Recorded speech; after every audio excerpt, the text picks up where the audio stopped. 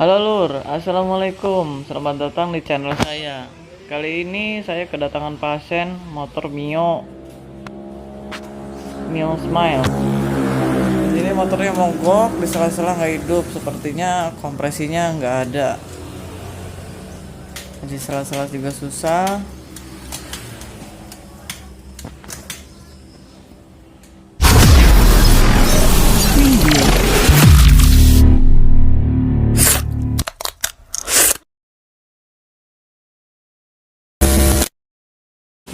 Oke, di sini saya sudah membongkar bagian joknya. Di sini terlihat motornya sudah lama tidak diservis, sudah terlihat seperti ini. Langsung kita bongkar saja. Nah, untuk membongkar bagian headnya, kita harus melepas mesinnya seperti ini, supaya memungkinkan membuka head bagian depannya itu mudah. Bisa terlihat di sini. Nah, ini adalah rangka atau bodinya. Supaya membongkar bagian headnya itu mudah, harus dicopot seperti ini menjadi dua bagian. Di sini terlihat mesinnya sudah seperti banyak oli bocor. Sepertinya sudah lama tidak diservis ini. Kita buka satu persatu bagian tutup casing mesinnya. Di sini ada karet seperti ini, kita harus membukanya terlebih dahulu.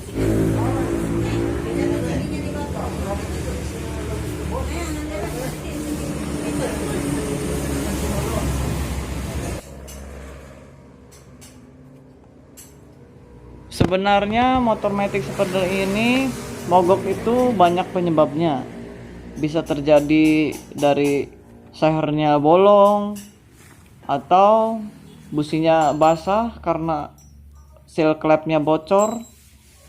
Bisa banyak kemungkinan lah pokoknya. Kalau motor matic gini perawatannya harus ekstra, minimal 3 bulan lah servis rutin, servis karbu. Bisa kita lihat di sini kotorannya sangat, wah mantep banget nih. Kotorannya sudah sangat kotor sekali, oli-oli rembesan-rembesan banyak sekali. Langsung saja kita bongkar di sini bagian headnya. Nah, di sini apa penyebabnya kita cari. Di sini seher masih bisa untuk digunakan lagi. Tinggal kita bersihkan. Sepertinya bagian ini nih yang menyebabkan motor itu mogok. Bisa kita lihat di sini bagian klepnya ada yang aneh. Coba kita perhatikan di sini.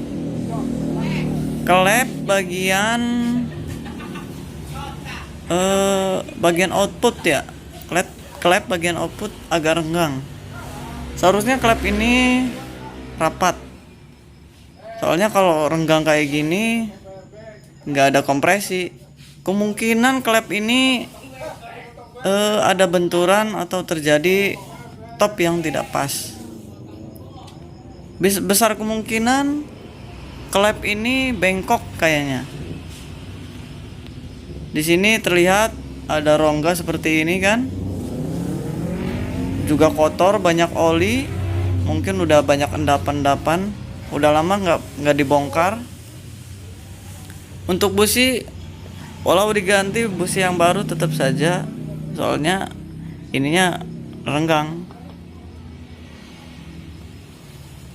Di sini klep bagian output ya, bagian output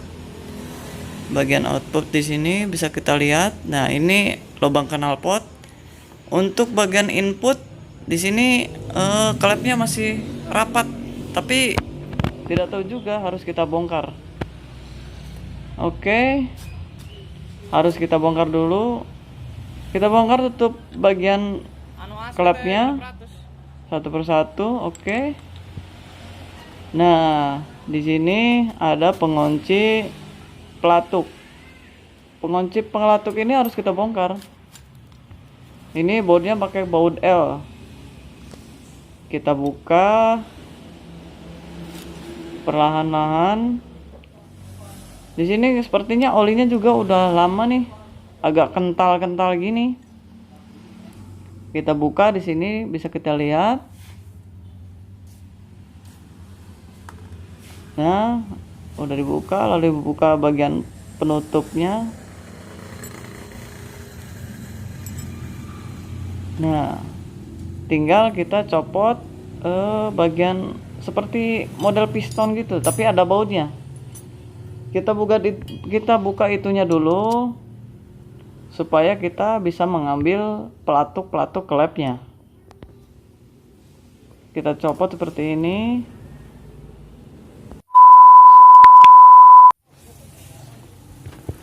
Setelah dicopot, bisa kita lihat di sini pelatuk bagian sepertinya bagian atas nih. Pelatuk bagian atas di sini bisa kita lihat. Pelatuk bagian atas sepertinya masih lumayan bagus, masih bisa digunakan. Kita lihat pelatuk bagian outputnya, bagian bawah. Pelatuk bagian bawah, oke. Agak susah juga melepasnya. Nah, ini pelatuk bagian bawah.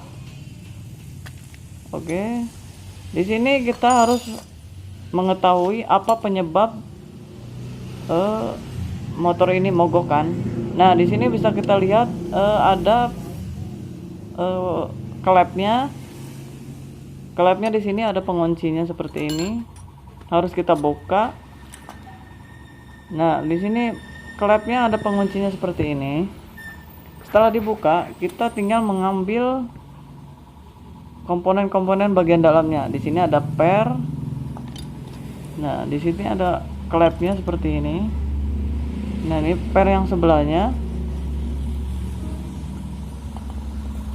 Lalu kita ambil klepnya. Ini klep bagian atas ya, bagian input. Klep bagian atas sepertinya udah agak tipis. Udah banyak kerak juga. Udah tipis banget. Harus kita ganti. Udah nggak bisa digunakan lagi kalau seperti itu. Saya curiga klep bagian outputnya. Soalnya dibukanya juga agak susah. Harus diketrek dulu. Nah, kita kalau sudah dibuka gini harus dicek tingkat lurus atau enggaknya. Kameranya blur-blur terus, maaf. Nah, di sini klepnya blur lagi. Nah, di sini klepnya sepertinya agak bengkok sedikit. Coba kita tes kelurusan klepnya. Nah, klepnya bisa terlihat di sini sangat mencolok sekali. Sangat bengkok sekali di sini. Ini sudah tidak bisa digunakan lagi, harus diganti. Tapi klep bagian karbu atau bagian input di sini lurus, tapi udah tipis banget, harus diganti seset. Untuk bagian tempat klepnya bisa kita lihat di sini banyak sekali kerak. Ini akibat pembakaran. Ini adalah oli yang terbakar. Nah, di sini sudah bersih. Setelah kita bersihkan, nanti lanjut kita sekir untuk bagian klepnya. Nah, di sini sehernya juga harus kita bersihkan. Harus maksimal supaya nanti hidupnya enak, enteng lagi. Nah, setelah bersih lagi, di sini lumayan lah, seher masih bisa digunakan. Kita bersihkan pakai carbo cleaner supaya maksimal.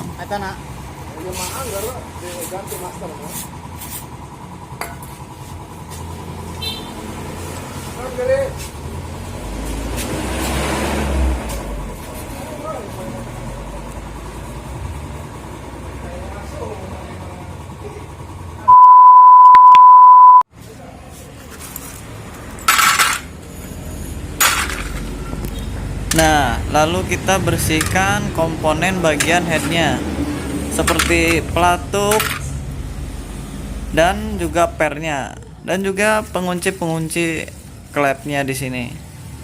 Kita bersihkan pakai bensin.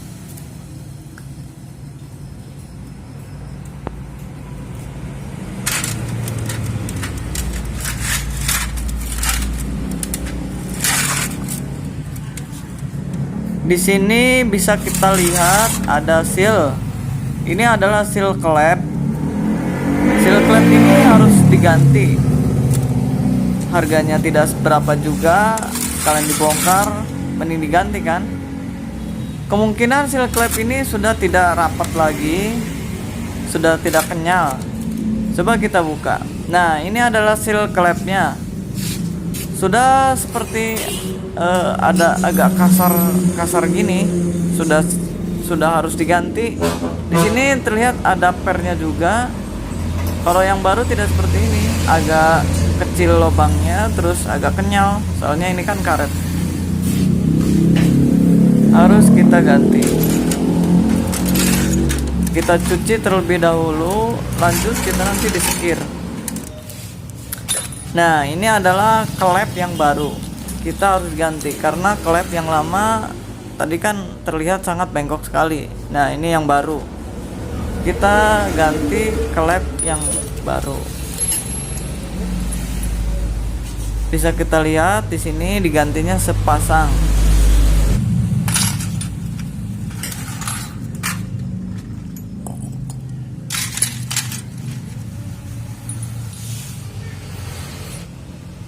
Kita coba satu persatu dulu klepnya, masukkan ke dalam dudukan klepnya. Mana tahu tidak pas kan bisa kita ganti dengan klep yang lain. Ini kita masukkan. Kalau sudah pas, nah di sini sudah terlihat sangat pas. Lanjut kita nanti akan menyekirnya supaya lebih ngepres, supaya nanti kompresinya bagus. Nah, di sini saya sudah menyekirnya, sedang menyekirnya.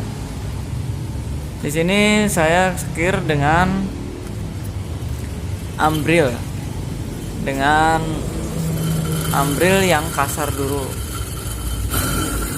Di sini bisa kita lihat ambrilnya, kita sekirnya seperti ini. Masukkan perlahan.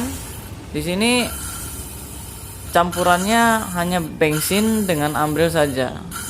Untuk alat di sini saya pakai kipas angin bekas. Kalau sudah merata gini, ini sudah bagian ambril yang halus. Kalau sudah merata begini, kita langsung membukanya. Kita membersihkannya kembali. Kita lihat di sini sudah merata. Kita cuci. Kita lihat di sini klepnya sangat bagus, presisi, sudah merata, supaya menghasilkan kompresi yang sangat maksimal. Kita cuci bagian dudukan klepnya. Misalnya di sini kalau dudukan klepnya masih ada kotoran-kotoran atau belum merata, kita sekir ulang. Tapi di sini terlihat sangat merata dan bagus. Bagus sekali ya. Oke, kita lanjut nyekir yang bagian atas. Oh, yang bagian bawah, bagian output. Di sini bisa kita lihat perbedaannya ya, Lur. Bagian yang belum disekir di sini agak hitam. Tidak sebening yang barusan disekir. Ini adalah klep bagian output. Lanjut kita sekir.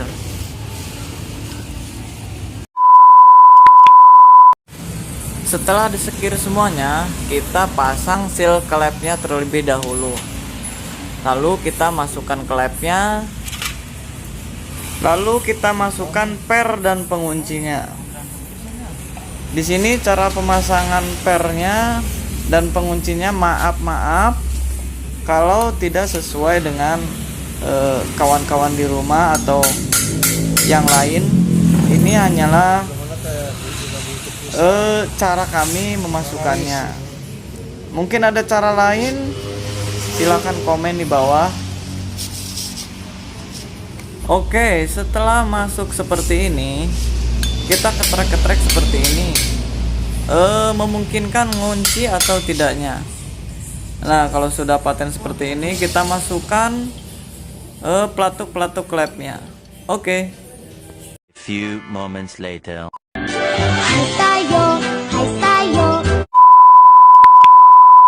Nah, semuanya setelah disetel seperti ini, tinggal kita naikkan. Untuk nyetel klep biasa, seperti biasa, tinggal kita paskan topnya, lalu kita setel klepnya. Jangan terlalu rapat dan jangan terlalu renggang. Sekarang kita cek kompresi, apakah kompresinya padat atau tidak. Coba kita selah. Nah, kalau seperti ini, sepertinya kompresinya sudah bagus. Tinggal kita naikkan ke bagian rangka. Oke, mantap.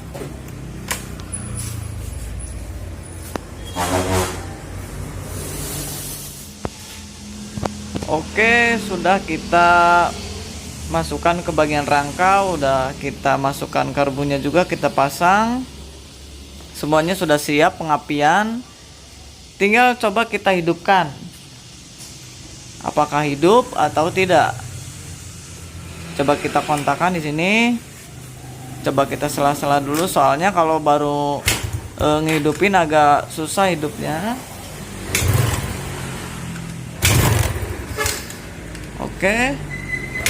Kita sela lagi. Nah, di sini mesin alhamdulillah hidup kembali. Walau tidak normal, di sini sudah hidup. Ini ada suara-suara gini, sepertinya knalpot bocor, harus agak diperbaiki lagi. Bisa kita coba. Nah, di sini kita harus membuka bagian tutup klep supaya memastikan olinya keluar. Di sini banyak kejadian kalau habis turun mesin, olinya tidak dicek lagi. Banyak kejadian olinya tidak naik dan mengakibatkan mesin cepat panas dan macet lagi. Di sini kita hidupkan, tutup klep kita buka. Apakah olinya keluar atau tidak? Oke, di sini ada suara kayak oli-oli gini keluar. Kemungkinan ini bagus. Ini olinya banyak keluar. Coba kita lihat.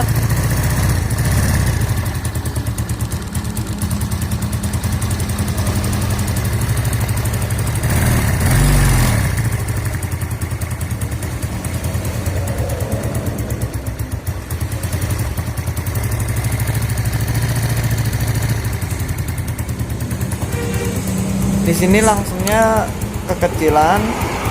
Kita coba setel langsamnya agak besaran. Kita putar saja di sini bagian penyetel karbunya. Bisa kita lihat di sini olinya tuh. Tangan saya saja sampai basah begini sama oli.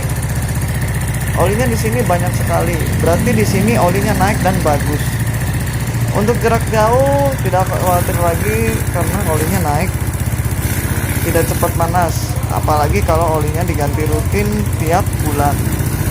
Untuk perjalanan jauh 1 bulan sekali maksimal.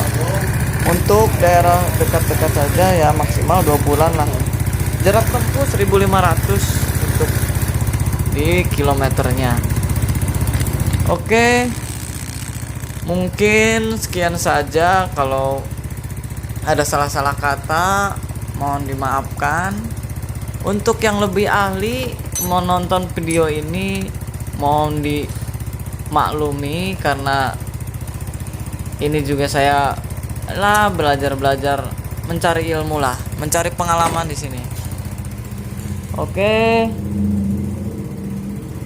Di sini motor beres. Sekarang kita langsung kita pasang bagian joknya, kencengin packing knalpotnya, lalu dibawa oleh penggunanya. Oke, sekian saja videonya. Terima kasih. Wassalamualaikum warahmatullahi wabarakatuh.